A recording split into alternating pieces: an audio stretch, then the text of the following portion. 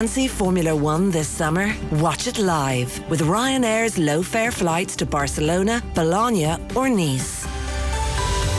Cloudy this evening with some outbreaks of rain. Lows of 4 to 7 degrees. And now you're up to date on News Talk. Your chance to win big. News Talk's cash machine. We have ourselves a rollover. If you've entered since 5 o'clock yesterday, you're still in the draw, but you must know the new amount, which is €61,564.83. Text play to 57557. Get your entry in by 3 o'clock tomorrow. And Barry Dunn will make the call. If your phone rings, answer within 5 rings. Exact amount in your own cents, and the cash is yours. So again, the new amount is €61,564.83. Over 18s only. Text costs €2.50. You're playing across the Go Loud network of stations. Terms and conditions on newstalk.com. The Football Show on Off the Ball. With Sky. All the football you love in one place. Across Sky Sports, BT Sport and Premier Sports. This is News Talk. I'm prepared to do anything I can to play for my country again. Do it then. What about your start to the game? It wasn't bad, was it?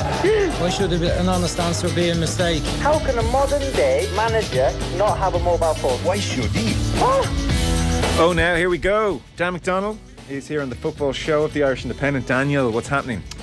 Joseph, how are you? Very well. Jonathan Wilson is going to join us later on because, it's Arsenal-Manchester City Eve, Dan. Does it does that sort of stir feelings in you, like this is a game? Yeah. If you didn't work in journalism, would you be like, I have to watch this game? Oh yeah. Yeah. No, I do have that feeling of, yes, the game is on tomorrow night, and like you don't always get to, you know, if you're not covering the game, like, you know, yes, you're interested in it, you need to see it, but it's not like essential in the sense that like there's an Irish person involved or something. But it does have that sense of, yes, but it's not quite that Liverpool-Man City feeling of it being part of like some kind of dynasty rivalry or something. It's a bit more, will we care about this match as much next year and in future years? I know what you're saying. Not quite part of a dynasty. However, of a Wednesday evening, having sat through countless Premier League matches already this season, it's definitely cleared the decks. This one is well worth watching, kind of one for me. So I'm very excited for it, I have to say. We have it live here in Off the Ball as well. Commentary, Nathan and David Myler will be going over. So we'll be talking about that with Jonathan Wilson in due course. Delays in the Premier League this evening. Wolves are 1-0 up against Crystal Palace. An own goal for Wolves doing the damage after 78 minutes. Aston Villa, courtesy of a Tyrone Mings header, are 1-0 up against Fulham. Fulham lost Willian early on. They have the look of a side who are in 9th place and pretty comfortable with their lot. Just like holiday mode. There's obviously bonuses for like the higher up you finish, like points and notionally Europe sort of thing. But I'd say they're probably on the bus. There's probably some casual small talk about it. Any holidays booked. I think so. They're not trying, but they're just sitting in and they're 1-0 down. Yeah. Was the halftime analysis that I saw on BT anyway. The panel were not impressed with Fulham, but again, Aston Villa so good at the moment as well. And then the most significant game really with the view to relegation, Leeds are 1-0 up against Leicester City. Only 48 minutes gone in that game. That was a slightly later kickoff. Sinisterra, who has scored 3 and 5 for Leeds now, got a very good goal against Nottingham Forest recently with the goal this evening.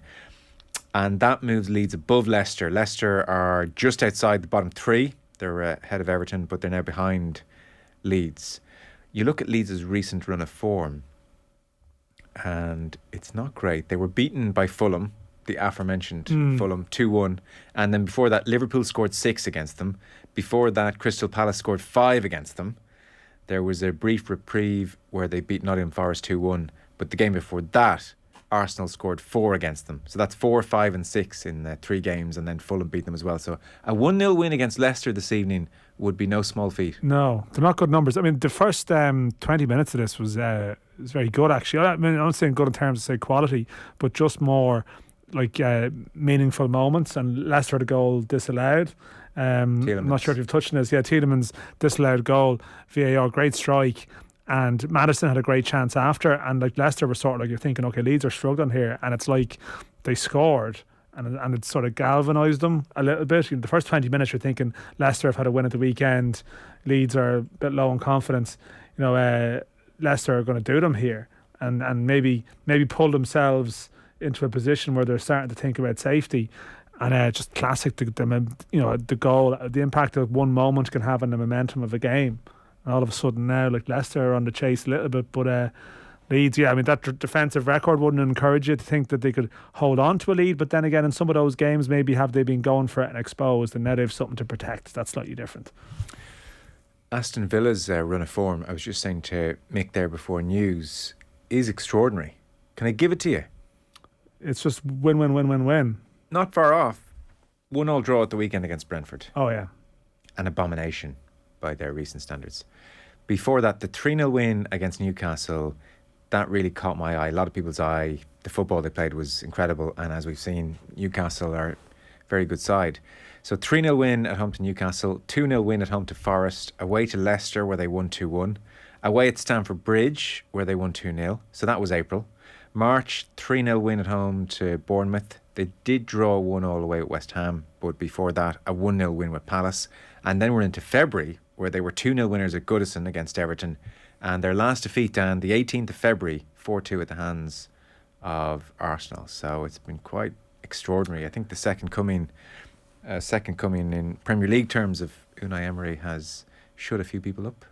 It has, yeah. I mean, it's I'm not the first person to mention it, but almost to the point you think some of these jobs that are going round, it's like, is someone going to, feel it out? And he's obviously on a very good deal at Villa, and listen, I can't imagine he would do that, but it's clearly the type of thing where if he can carry that into next season, similar to like De Zerbi, to be fair, like they're going to be suddenly, they want to get their own teams into that sort of top 4, top 6 discussion in some way. But you'd imagine, like, he just has that sort of sense of, okay, he's elite probably, or maybe he's elite too, in terms of how he's perceived, like his stuff. And post Arsenal has really, reminded people why he got Arsenal in the first place. Yeah. So, maybe not it seems like these jobs, Pochettino, that job may be gone, Chelsea may be gone, and it may well be that sort of things calm down on the managerial merry-go-round for a while, but I think a lot of people will be looking at that job and thinking, yeah, he's definitely he's proven himself well up to it, as if that was in doubt, really.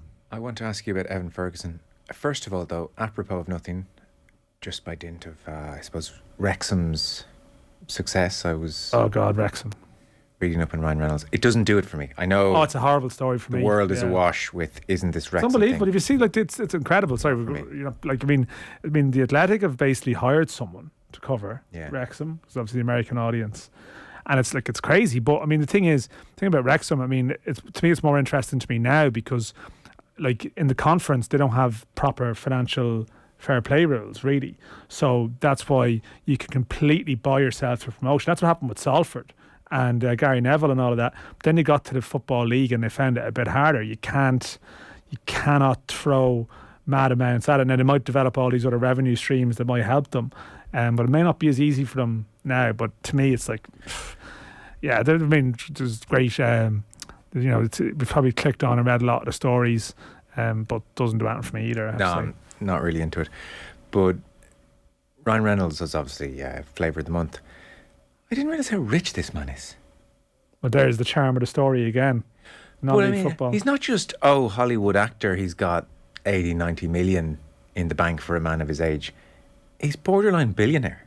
You wouldn't have thought Ryan Reynolds would be billionaire. So he had a wireless company.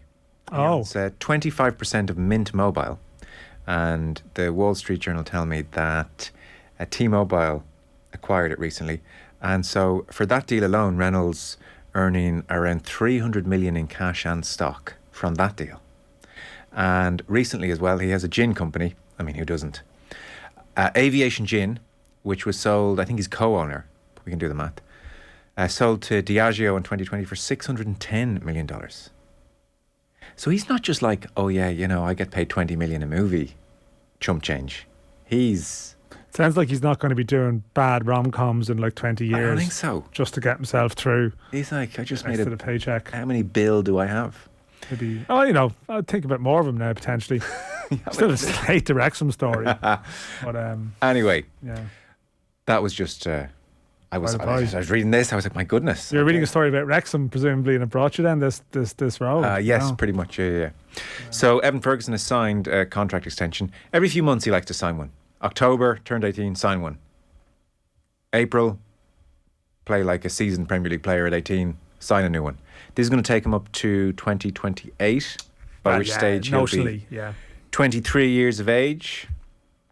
Notionally, so you're saying this isn't some kind of watertight. Is he only going to be 23 in 2028? Don't do the maths on us, but he'll only be 23. Just think of, more to the point, think how old you'd be when he's coming towards retirement age. Crossed my mind as well. That's the veteran. I think about that with Gavin Bazunu, all right, because the goalkeeper could in theory play till he's like 40, you know. Oh God. So 2028, he'll play, if he's 33, it's 2038. Let's call him a 35-year-old. So 2040. Yeah, Don't answer. He's going to be central to Ireland's 2038 World Cup campaign. Yeah. When there's 128 teams playing in it. Swear to God, if me and you were still here at 2040. The Gianni Infantino Trophy. Me and you were here in 2040 doing a stock take of Evan Ferguson's career. Finish that sentence. So you'll be happy. So what are we saying about this? Nothing. This is just procedural stuff, really. To me, does this really mean anything for his career trajectory? Not really. It means like. It means something for his bank balance. Yes, I know, 100%. He's no Ryan Reynolds, but no, I know that this is like. I mean, I think the one in October is. Like there's the initial contract you sign when you go over, which would have been, I think, reasonably okay because he came with a bit of a reputation. But like modest, very modest in the Premier League world, like very modest. But then like you move up the ranks, and I'd say the one in October reflects you're in the first team squad all of the time now. I was guessing that one was 15. Yeah, I think you'd be in that bracket. I think the top Brighton player is 90 a week.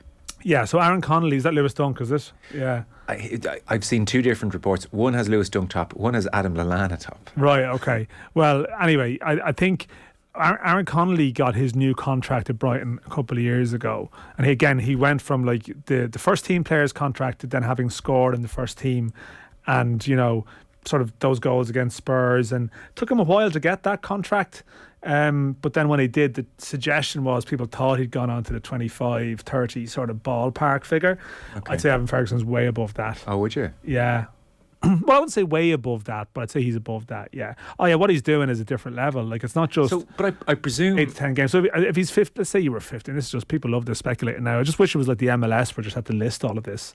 Although then you'd be very depressed by what some average players are earning. But like I mean, if you, let's say he was around that 10, 15 in October...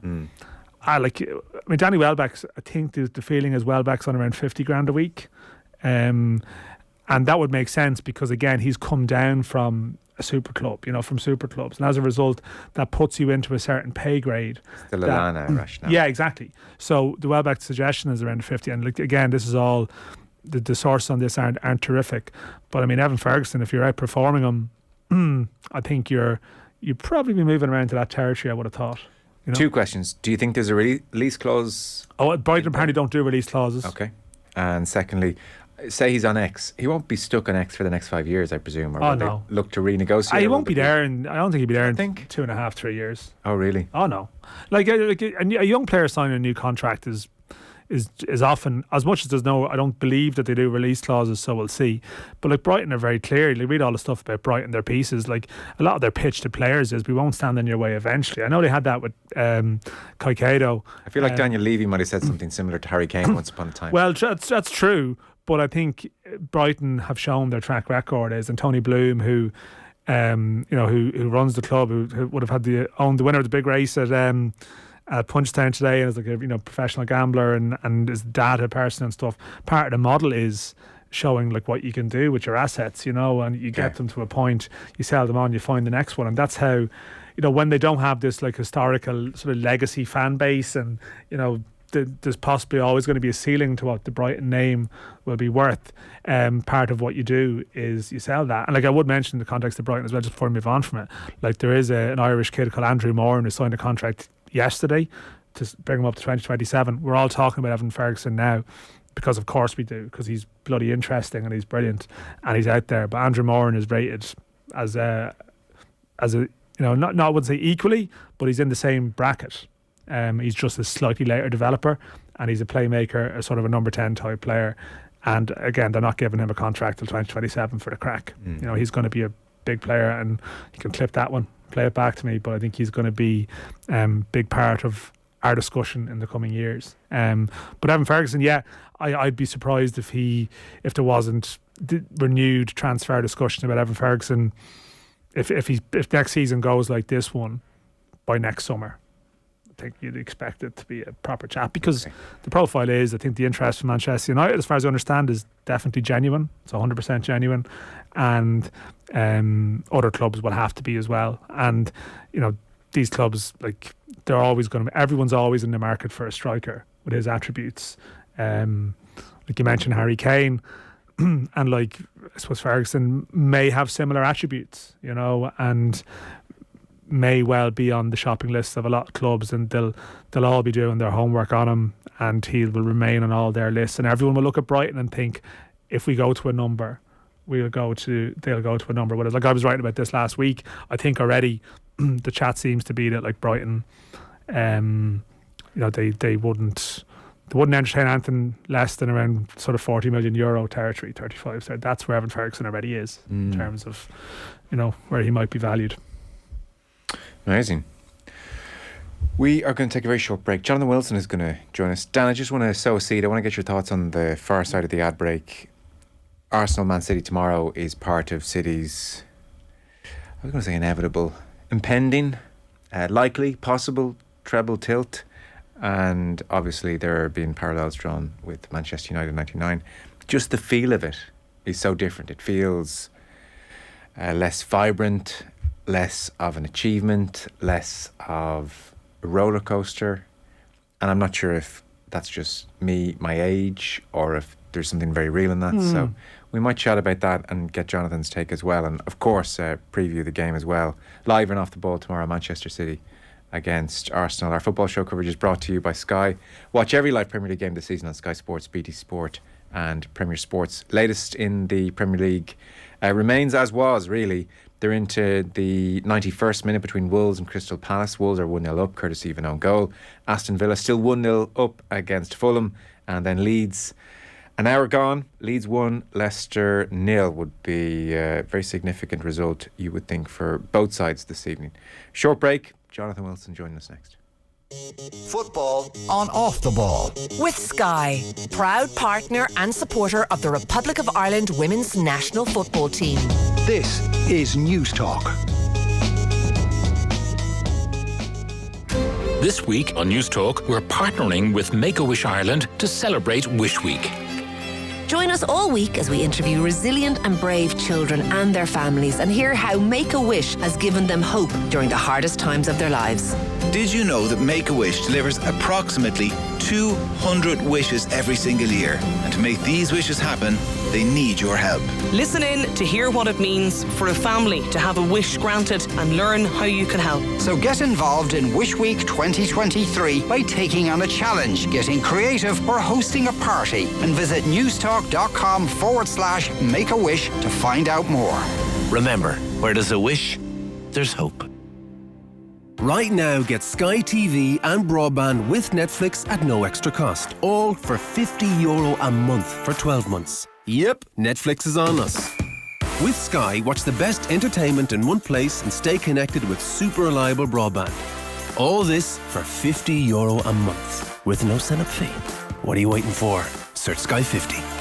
Availability subject to location. New Sky customers only. Sky TV and broadband sold separately. Standard pricing after 12 months. For more info and terms, see sky.ie. Mórinne curra de cuine. Is féidir leat a bhrac go bhfuil tú fógatha sa dúrchadas.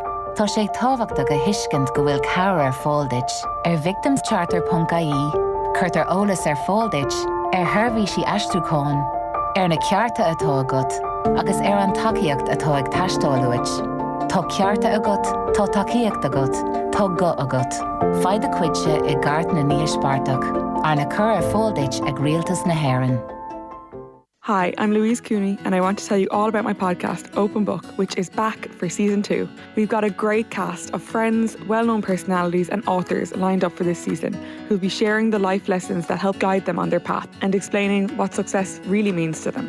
as well as giving us some tips for creating your dream life and setting those all-important boundaries. Listen first to the new episodes of Open Book each Wednesday on the Go Loud app or wherever you get your podcast.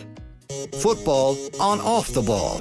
With Sky, all the football you love in one place. Across Sky Sports, BT Sport and Premier Sports. This is News Talk.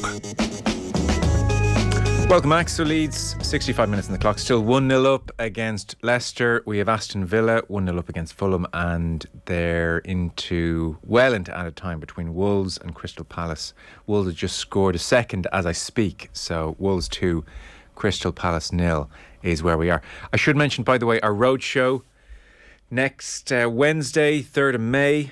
Myself and Nathan will be in the hot seats. It's a UEFA Champions League road show in partnership with Just Eat. We will have 2 Champions League winners in John O'Shea and Wes Brown. And we will have Paul Merson there as well for a feature interview, which I'm really looking forward to. So Merson, John O'Shea, Wes Brown. It's an off-air event. Tickets are limited. offtheball.com/events. And it's all with thanks to Just Eat, the official food delivery partner of the UEFA Champions League. So Arsenal, Manchester City tomorrow at the Etihad. There is much talk, I would say, in the last week in particular of Manchester City's very possible treble. And discussions are happening and parallels are being made with 99, and Manchester United obviously have a chance in an FA Cup final to stop their worst nightmare happening. So I can't fully work out if this is just my age and my stage of life, or if it really is just a far less vibrant, romantic, interesting run at what is still an awesome achievement in the treble. So it feels like it was such a different time in the 90s post the ban and Manchester United's never-ending odyssey to win. So it was a more exotic thing to win in Europe. You had Arsenal, who were double winners in 98 and therefore a very seasoned rival, whereas the 2023 version, admirable as they are very much the rookie. Also, there was, Manchester City in particular and Liverpool for a period of, just made a science of winning domestic games routinely. United had 79 points that treble winning season. They drew 13 games. They lost 3. They might finish third by recent standards. So there was just more jeopardy about so many of their games. And then I guess the other obvious point, and maybe that's where this is where the lack of romance comes in, is money. And it's not to suggest that United were plucky underdogs in 99. I mean, they plundered the league. They looked at Dwight York and said, we'll take that. And they take Andy Cole and they take Roy Keane and they buy Jaap Stam. So, but it is different to this state-backed project. And so 99, and I'm sure non-Manchester United fans are spitting on the ground as I say this, but 99 had the feel of a certain romantic Holy Grail type achievement, whereas this will feel, I think, like the culmination of a well-executed project, albeit their failures in Europe in recent years adding a certain desperation to the situation. So am I being terribly unfair on Man City? No, I think look, I suppose, if there's people, I don't know, teenagers now, how would they feel about it? To me, it feels like the travel thing has almost crept up on us, even though it's obvious that it should have been there all along. I think there's probably a few factors where probably, even in some ways, people don't think of the FA Cup in the same way as they did even then, potentially. I take your points about the Arsenal Manchester United thing. I suppose Man City, Manchester United, there's a great sort of, there's probably more romance because of the history, and none of that will annoy Man City fans, but clearly the Manchester United pursuit of the second European Cup, the second Champions League was a big thing, and they'd had all these sort of heartbreaking near misses. Now, in fairness, City have had near misses in recent times, but they've been more so sort of funny, calamities because of maybe a view of the project, whereas I suppose Manchester United 99 as well, the Premier League wasn't the behemoth that it is now, in the sense that it was buying everyone and everything. It was still the time when you could win that and then sell a player to Real Madrid a couple of years later, some of your elite players. So there was a sense that, even an English club winning the Champions League was a bit of a deal. When you consider what the sort of mid to late 90s and you lot sort of Juventus and Ajax and various sort of games. So I think that's probably part of it as well. I mean, in recent years, you've had all Premier League, Champions League finals. So I think there's layers to it. I mean, you can't get away from the obvious. I mean, it is the City thing. I mean, like, it is, you know, you enjoy their football. I love watching them, but then you step back from it. And of course, like, the whole project is very clinical and very sort of modern football, in the sense that if you have enough oomph behind you from a petro state, like, you will get there. So, like, to me, you know, it's not as if Man City's success is intertwined with their climb to the summit. Like, you can't really intersperse it with Peter Reid's team getting relegated, or sorry, Alan Ball's team was getting relegated that time, or, you know, playoff finals, because it's two different clubs. Whereas maybe the Manchester United story at 99, there was some kind of link there, the Busby to Ferguson, the same office in the corridor or whatever at the start. It felt a lot more joined. But I mean, there is a little bit of your own personal experience there, because you had a fondness for Manchester United at the time, and I was young. I was so young. You weren't as beaten down by the world. I think that's as true. You are now. Jonathan Wilson is with us. Evening, Jonathan. Hi, how you doing? We'll get to Arsenal City. Care to weigh in on the soon to be discussed ad nauseum parallels between 99 and Man City's tilt in 23? I mean, you're absolutely right that there was no sense then of the Premier League as the richest league in Europe. You know, every season Premier League teams should win the Champions League. If you look at the finances, they outstrip everybody by miles, particularly post-pandemic. That just wasn't the case in 98-9. That when they played even those group games against Barcelona, they felt like enormous, epic games. Every time they played an Italian team, so they beat Inter in the quarterfinals, is that right? And then before Juve, those felt like massive. I mean, I remember even a couple of years earlier when they beat Porto 4-0 at home. And that was like, I remember the build-up to that game. It was like, can United do it? And 4-0 was being talked about. It was one of the great results in the history of English football. I mean, I say this with I'm not a Manchester United fan in any sense, but I remember at university sort of rushing down to the common room to read the papers the next morning because it felt like such an extraordinary night for English football. There's none of that now. And that statistic that side only got 79 points. City could get, they should get 95, 97 points this season. The league is just so stretched that no individual component of this treble, if they do it, feels anything like as significant as the equivalent 20 years ago. So, I think it's sort of, in terms of a spectacle, we're fortunate that City are on the side of a draw they're in the Champions League. That Real Madrid, whether they win or lose, that should be a great game. It should be a big game. Playing Bayern in the quarterfinal.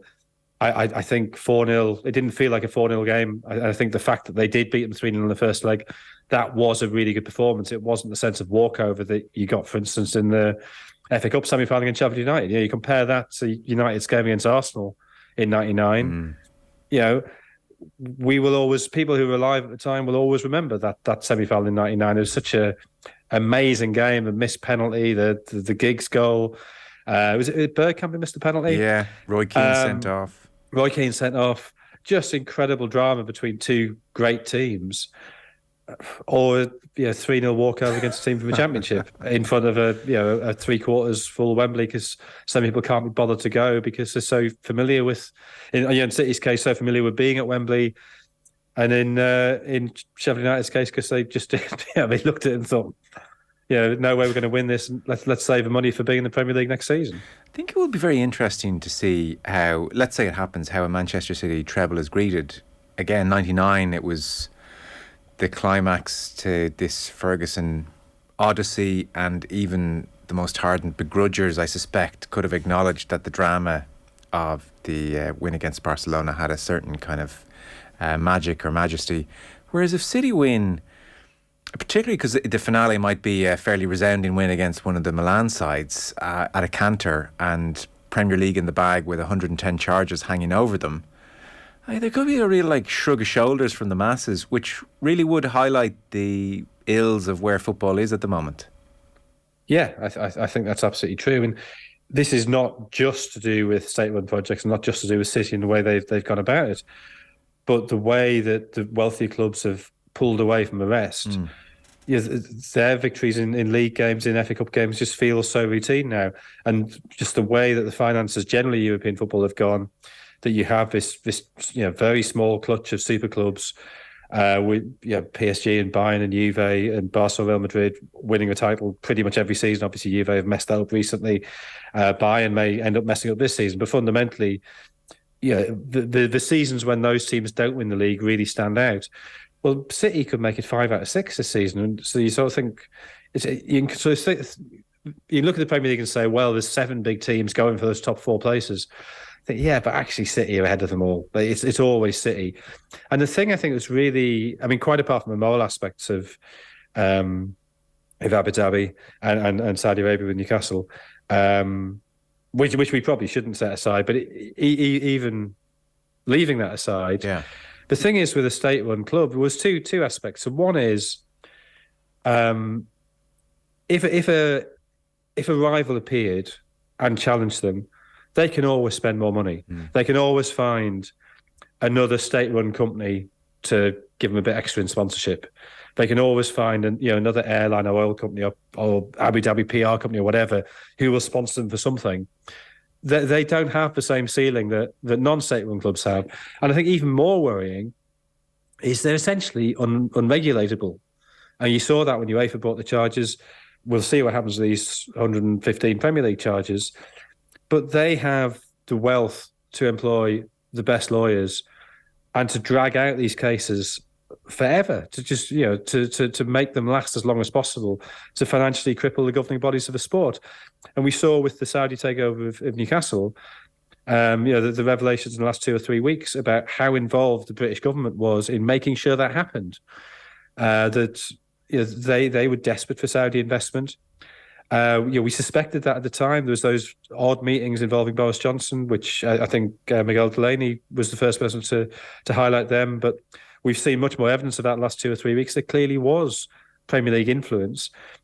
How is the FA or the Premier League meant to somehow act as some arbitrator in ongoing negotiations between the British government and the Saudi state or the UAE? It's not their role. It can't be their role. How can they possibly face that down? And if you have clubs that are essentially bigger than the league they're in, it's gone. It's over. See, Dan, I knew it wasn't just because we were younger. No. Listen, it's a lengthy list of reasons to feel that way. And it's funny, even when you mention it, the whole Premier League investigation thing, again, that almost slipped from the mind as well. You think, oh yeah. Well, I think to a degree because it wasn't a Man City winning the title by March and there was nothing else to talk about. It has just fallen down the news cycle because we have a legitimate Premier League title race. But I think if City are to canter away, if they win tomorrow, I do think it re-emerges in the final few games. It comes back, pretend if there's a coronation. The slight problem, one of the reasons it's not part of a news cycle is that nothing's happening at the minute, or nothing we can see. The process is not transparent. Who knows what's happening? There's been very odd rumours out of Manchester recently that City think they've got away with it. I've got absolutely no idea about the validity of them. And the thing is, we've got no way of checking because the process is not transparent. So who knows what's going on? Yeah, Jonathan, I'm actually curious because you obviously see it online, and particularly maybe Miguel and a couple of others who've been active on Man City, and they get a lot of sort of grief back from irate Man City fans. But I'm just curious, I haven't been in a couple of years. What's it like to go to City these days, the stadium? Is it a joyful place? Is it a sort of sense where it's sort of heaving with that sense of this is a golden era we're living through? Or you obviously do hear criticisms of the atmosphere from other fans of other clubs. I'm just curious, what type of venue is it to visit with all the atmosphere around it that we've sort of laid out there? I think I don't think it's that different to other clubs. It's not Anfield on a big European night, but what is? It's not Celtic Park on a big night. It's not that. But I think it's very easy to get seduced when you look back, and this is maybe where nostalgia does play a part. That we remember the really big nights, we remember the really big atmospheres when Liverpool were battering everybody in the 80s, some of their crowds were actually pretty low. I mean, I know that was a time of particular economic difficulty in Liverpool, but Anfield was great then for the big European nights. But you got a run-of-the-mill league game, and it felt like a run-of-the-mill league game, and a lot of City games now feel like run-of-the-mill league games. But they've happened for every club. So I think the sort of point scoring among fans is, it's pretty parochial and pretty partisan. I'm never that convinced by these ideas that certain fans are somehow noisier or more dedicated or whatever. City win the league quite easily, so a lot of the league games are quite easy, and those games don't feel particularly intense. But that would be true of anybody. Jamie Vardy has raced through like it was 2016 all over again and finished very nicely for Leicester. So it's 1-1 at Elland Road. We're into the 80th. Yeah, it's well deserved in the run of play as well. Leicester have had, from what we've seen here, they've had some good opportunities. Jonathan, with a view to tomorrow night's match then, what's your read on the creaking of Arsenal of late? I mean, I've been trying to avoid saying that they've bottled it, but they've bottled it. I mean, it's not as simple as that. Yeah. It's to do with squad depth, and again, I'm very reluctant to sort of say, it's all Rob Holding's fault. But would they have let in 7 goals in the last 3 games if Saliba had been there? Probably not. And so, yeah, I feel like I feel like Rob Holding. I grant you, but I feel like Gabriel has just been further exposed as a constant mistake waiting to happen. No. Yeah, I think that's fair, and I think there's been problems in midfield as well. But I think really it's Holding is a symptom of that lack of squad depth. There's been all this talk sort of from not in the last fortnight, but the sort of few weeks before that of nobody thought Arsenal could challenge for the title. Yeah, well, this is why, because the squad's not deep enough. We're really seeing that now. And I think he's seeing... So, Holding is getting the grief for that, and that's not really fair. But and he's been physically dominated by Mikel Antonio. He really struggled to deal with Alcaraz as well. But then you think, Saliba really struggled with Ivan Toney in that Brentford game. And that Brentford game was where I think the first real signs of vulnerability were there. The set plays, Brentford really troubled them. And if you look at set plays... Arsenal hadn't conceded a goal to a cross set play all season up until that Tarkowski header for Everton, in Sean Dyche's first game as Everton manager. And from that moment, and I think probably it was the Brentford game that had alerted people to that weakness, everybody just starts bombing in swinging corners, and Ramsdale's not great at dealing with that. And I think there's been 3 further goals from set plays after that Tarkowski goal, and that I think is a big worry for them. I mean, quite apart from everything else, with City just better. But set plays, City are much more dangerous at this season, partly as a result of Haaland. I think it's 5 league goals they've had from set plays. But then you think of the game against Leipzig, where 4 of Haaland's 5 goals were, 3 of them came from set plays. One of them was a penalty, which was the result of a set play. So City are much sharper on set plays than they had been traditionally. Arsenal are weak on that, so that's another problem. But sorry, I drifted off there because I was talking about Saliba getting physically dominated. But I think you've also seen other problems in the squad, that Thomas Partey's form has dipped the last 3 or 4 weeks. Odegaard's been... I mean, he played pretty well the last 15 minutes against Southampton, but before that he had a pretty poor game. The second half at Anfield, I thought he was pretty poor. So there's players all over the place who've had issues. When with Xhaka having the illness, Vieira just doesn't look the same level of player. So it looks like Xhaka probably will be fit for tomorrow night, but will he be fully fit? We're not quite sure. And you sort of think, well, if Holding's been physically outmuscled by Mikel Antonio, if he struggled to deal with Alcaraz in the way he did, how does he deal with Haaland? Is there another option? And you think, well, do they go to a back 3? But I mean, they just haven't done that all season. Yeah. When they tried to do that late against Liverpool, it didn't really work. And also, part of the problem is they don't have any centre-backs. So you can't go to a system that needs more centre-backs. So I suspect if Tomiyasu had been fit, which he's not, he might have come into the middle as somebody who is a good man marker. But I wonder if there's an argument for playing Ben White in the middle and playing Kieran Tierney on the right. And I know it's Tierney's wrong foot, but the advantage of that is when Grealish cuts in field, it would be onto Tierney's stronger foot. Yeah. And Arteta was concerned enough by Grealish in the game at the Emirates that he played Tomiyasu, not Ben White, from the start in that game. And obviously it was, it turned out to be a mistake in that it was Tomiyasu's mistake that gave City the first goal. But that seems to me the only way they can deal with that or change something to try and deal with the Haaland issue. But I think just the way the teams are playing, it's very hard to see anything other than a fairly simple City win tomorrow night. It does feel that way, not least because City have just found that settled, brilliant form that looked a touch elusive for parts of the season. Around the time Cancelo was being bombed out of the club and there were wobbles, and Guardiola was making slightly odd comments about the attitude of the team in the media. Bernardo Silva was hanging out at left back. All of these issues have just kind of drifted away, and they look like a mean machine, very settled. Pep looks far less likely to do something particularly enigmatic as pressure comes on. They look really, really good at the moment. Yeah, they do. I mean, and I think part of those, the slight issues they had earlier in the season is, they're only really problems by their own incredibly high standards. I think a lot of them were trying to accommodate Haaland and work out how to sort of balance the control that Guardiola wants with his requirement to play a bit more direct, to get the ball forward quickly. And they have worked that out now. Slightly surprising by effectively playing 4 centre-backs across the back. But Stones is obviously more mobile than that. Akanji's more mobile than that. And Ake's more mobile than that.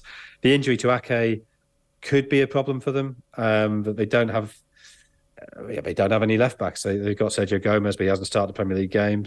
So I doubt he'd play him. It'd probably be Laporte, who's another converted centre-back. You think that Saka maybe can get a run at him, and maybe that could be somewhere where Arsenal could have joy. But he's got to get the ball first, and I just think City's midfield is so good that Arsenal will really struggle to get meaningful possession. Jonathan, thanks so much for the time. Enjoy the game Cheers, tomorrow. thank you. Cheers. Thank you. Jonathan Wilson with us on the line.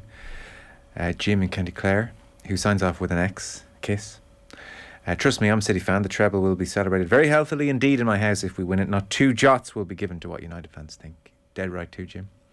And by the way, I'm certainly not coming at this conversation from a residual Manchester United fan perspective. I would say City are pretty much the team I make a point of watching most weeks at the moment. There was a period where I did understand they're a touch boring last season argument. I find them brilliant to watch this season. I think the Haaland factor adds to it, and they're playing so well at the moment. Like they are, if you strip away all the issues people would have with the club, I mean, it's a beautiful team. Oh yeah, like that's part of the conflict. Like they have been my favourite team to watch in the last number of years, and I take the point about I suppose the boring phase that maybe seemed to exist. Even then, though, I still probably quite liked watching them. I always liked watching them when De Bruyne. Haaland's juiced things up a bit more. Yeah, and De Bruyne are probably is my favourite player probably to watch when he's on a going day, and even Grealish is. Grealish and Haaland have just added a bit of old school football to the beautiful machine. Yeah, but of course the whole project, as I said, our previous comments stand, and that is ultimately where it comes from. It's not I don't have any stake in the game, but it's not any kind of whataboutery, club rivalry type thing. It's just, I mean, you can't create feelings that don't exist around the city's success. Like it doesn't have a lot of these elements that everyone likes in a classic sports story. Is some sense of triumph against adversity or some reference point. I mean, the triumph against adversity is maybe some of our Champions League disappointments in recent years, but again, they were just defeats where the natural economic order actually weren't followed. And as Jonathan sort of mentioned there, Premier League teams should be winning these competitions. Man City should be winning all these competitions. So there's not a sense that they're doing something extraordinary. I mean, I suppose the body of work is still going to be extraordinary, the levels they're hitting, but it just doesn't feel like they've overcome the odds in terms of teams they've battered away. Bit level par.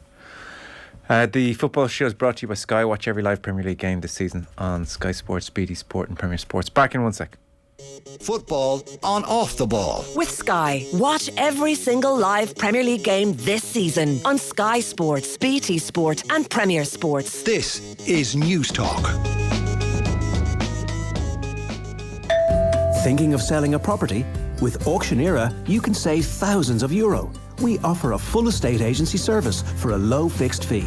Maximise the value of your property.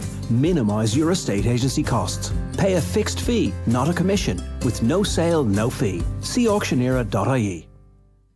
Dublin's electricity system needs an upgrade.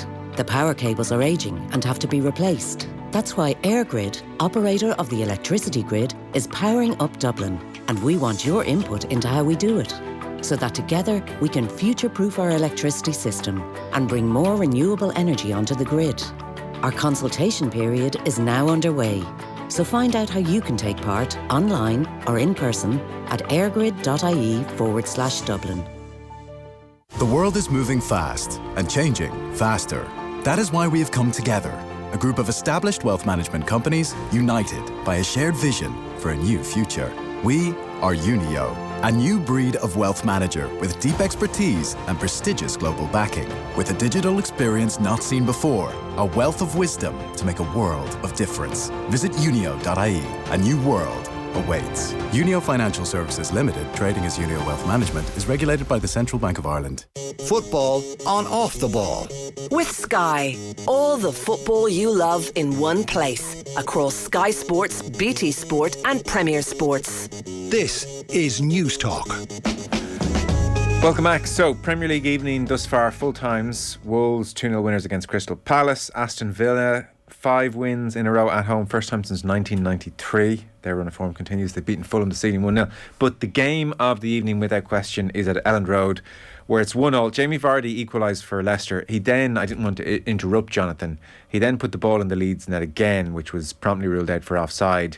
And Dan, every time I've looked at you, you're gazing up at this match with wide-eyed amazement. This is brilliant. This is brilliant. Like you have a lot of games at the end of at any point in the season where, again, like, to just like, what does this game really matter? To everyone involved. Like, clearly, yes. I mean, if you're telling me that Fulham didn't live and die by tonight's trip to Villa Park, but it's just rare. I mean, you might have a game that matters to like one team, like City are going for the title, or Arsenal are going for the title, or whatever. Yeah. Like, that Arsenal Southampton game, I was at a match at the time, but like obviously there was meaning at both ends of the table in that, so it probably added to it. This Leeds Leicester game, like, this is huge. Like, a draw, okay, Leicester probably would have taken it 20 minutes ago, but a win would be so big for either of these sides in the context of staying in the Premier League and all that goes with it. And Leicester are going for it at 1-1, but Leeds have sort of come back to life since giving up their lead, and Bamford has just missed an absolute sitter after a spell of pressure. 3 yards out, maybe? 3 yards out. Now, it might have been offside, but in the moment it was a sitter that was missed. But like, Leicester probably sees the chance at 1-1 that they can go and win this. But Leeds are hitting back, and it's Elland Road, and this is everything. Yeah. The state of play in the league, as things stand, is that they've both played 33 games. Now, Everton, Nottingham Forest and Southampton behind them have all played 32. So they all have games in hand on Leeds and Leicester after this evening. Leeds are on 30 points in 16th. Leicester are on 29 in 17th. And so you have Everton and Nottingham Forest, who could both, with results, with their games in hand, bring Everton and Leeds back into the relegation zone. So a win, really. I mean, a draw is not the end of the world for either, but it certainly doesn't mean they're feeling by any means close to safe. So it's high drama. Yeah, it is. And like, you've got Southampton Bournemouth tomorrow, which is a huge game as well. So it's just like it's just getting to that stage. That relegation battle has been bubbling the whole time. Who do you think will go down? I actually don't. I think I don't have a strong opinion. I actually thought Bournemouth would, and then they went and they hammered they beat Spurs really well. And like, that sort of, now obviously what's that worth now? Like, but then they were abysmal in their subsequent game. Yeah, and that's it. Like, against West Ham. So, but they might have enough points maybe to get away from it. But like, Everton's running isn't terrific at all. You sort of assumed Everton. You always assume Everton will be fine. Funny, Pat Nevin was on 2 Mondays ago after their really meek effort against Fulham, I think, at home, and he said, it's the first time being around Goodison, chatting to fans, chatting to former players, people who are there every week. There's no fighting anyone. There's like can't even get ourselves up for yet another miraculous escape. It's just, we're not very good. Maybe this will be something new. I think Leeds are a potential strong candidate. It says, stating the obvious, they're a potential strong candidate, but like, even though they've had their moments here, Leicester look like the better side to me. So I think Southampton have to beat Bournemouth tomorrow. They're probably done either way. Southampton have to beat Bournemouth. Maybe they've got half a chance, but Forest, yeah, I wouldn't be too unhappy to see them go down with all the comings and goings. So maybe it's the three that is now. Maybe it's just Southampton, Forest and Everton, but Leeds to me be the most vulnerable. Who would you miss most from the Premier League of Leeds, Leicester and Everton? It's a good question. You see, I like the idea of Everton going to the Championship as a new story for Everton. I think that actually be very interesting to see how they get on, because they've had that unbroken run for so long. So I wouldn't be unhappy to see them go down, because I think that'd be something different. Seamus Coleman in the Championship. But yeah, you might get to win something. Disgraceful. Come up as the captain who brings them back up, and that could be a perfect way to go. I'd miss Everton from the Premier League. I like a Monday Night Football at Goodison. No, I could listen. I completely understand the argument if you put those three together. Like, I know you wouldn't miss Leicester too much. I wouldn't miss Leicester. Yeah, I think Leicester. I think in recent years, like they won the FA Cup. One of those first games after lockdown where there was a crowd was the FA Cup final at Wembley, and the Leicester fans were really enjoying the moment. They've had they had that accent in recent times, and they've had some moments, and they won the league. Like, they won the Premier League in 2016. Maybe it's a great story if they're in the Championship 7-8 years later. Maybe that makes it even more incredible what 2016 was. But I don't know, part of me doesn't want Leicester to go down, I have to say. And Leeds is just a constant roller coaster. I keep Leeds. Yeah. It's just something very insipid about Leicester. Like, I wouldn't really break my back to watch a Leicester performance anymore. I think the problem with Leicester, maybe they get Bocelli back if they won the Championship. They just have to get like a championship operatic performer, let's finish 1-1. There we go. I know what you're saying. Southampton, I suppose there's an Irish angle to that. Like, Bournemouth wouldn't be too unhappy to see them go. And the Forest, the one I know some Forest fans, but honestly they've just. The owner there and the money they've been throwing around the place and completely overhauled their squad. There's hardly anyone there that got them promoted. They've just about held on to the manager. I think if the Forest model of how they've approached this season works and they stay up, then the game's completely gone. Not just gone. Completely gone.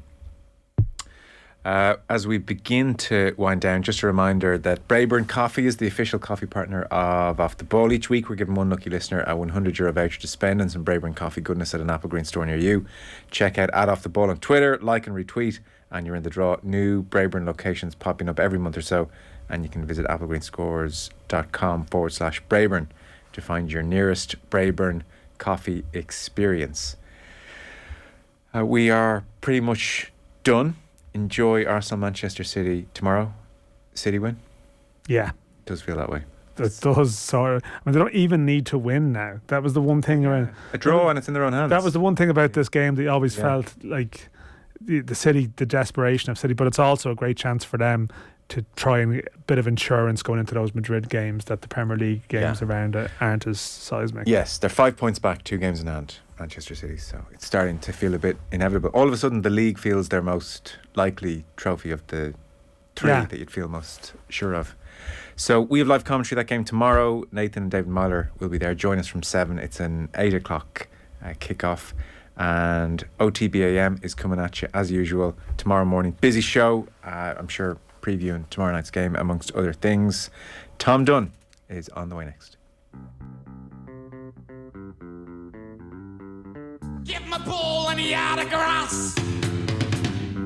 He'll give you a move for the perfect pass. Give him a ball and he out of space.